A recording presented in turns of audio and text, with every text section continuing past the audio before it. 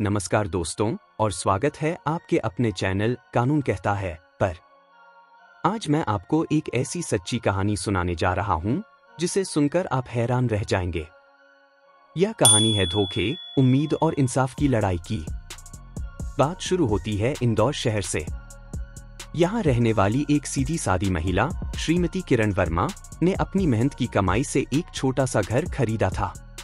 यह घर उनकी जिंदगी भर की जमा पूंजी थी, उनके सपनों का आशियाना था।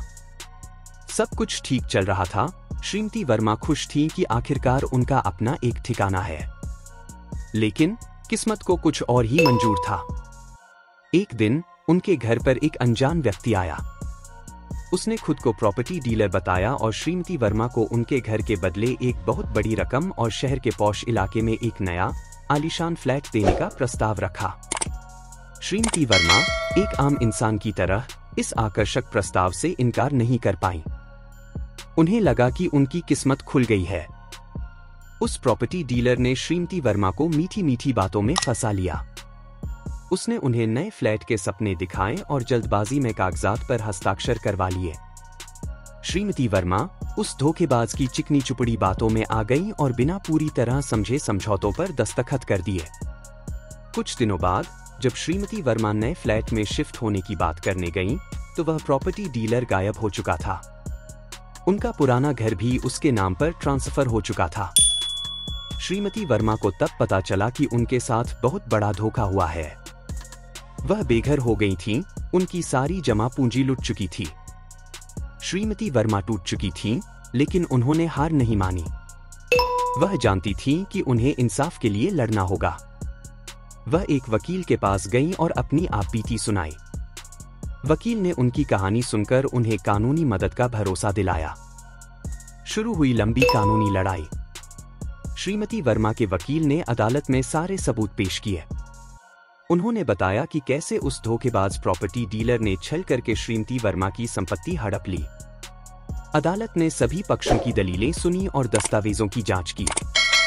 मामला पेचीदा था, लेकिन श्रीमती वर्मा के वकील ने हार नहीं मानी। उन्होंने हर कानूनी पहलू को बारीकी से रखा। कई महीनों तक यह केस चलता रहा और श्रीमती वर्मा हर तारीख पर उम्मीद की किरण लिए अदालत पहुंचती रहीं। और फिर वह दिन आया जब अदालत ने अपना फैसला सुनाया।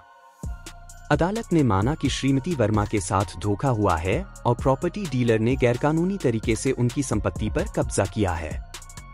अदालत ने आदेश दिया कि श्रीमती वर्मा का घर उन्हें वापस लौटाया जाए और धोखेबाज प्रॉपर्टी डीलर को कानून के मुताबिक सजा दी जाए। श्रीमती वर्मा की आंखों में आंसू थे, लेकिन इस बार यह खुशी के आंसू थे। उन्हें इंसाफ मिल गया था। उनकी लंबी लड़ाई रंग लाई थी।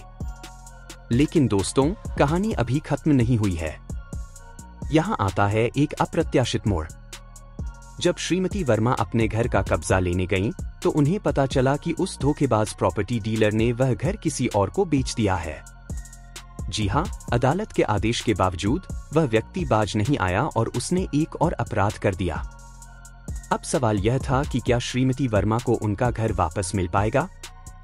क्या कानून इस नए धोखे का सामना कर पाएगा? आगे क्या हुआ, यह जानने के लिए आपको हमारे अगले एपिसोड का इंतजार करना होगा। क्या कानून श्रीमती वर्मा को उनका हक दिला पाएगा? क्या वह धोखेबाज अपनी करतूतों की सजा पाएगा? बने रहिए कानून कहता है के साथ।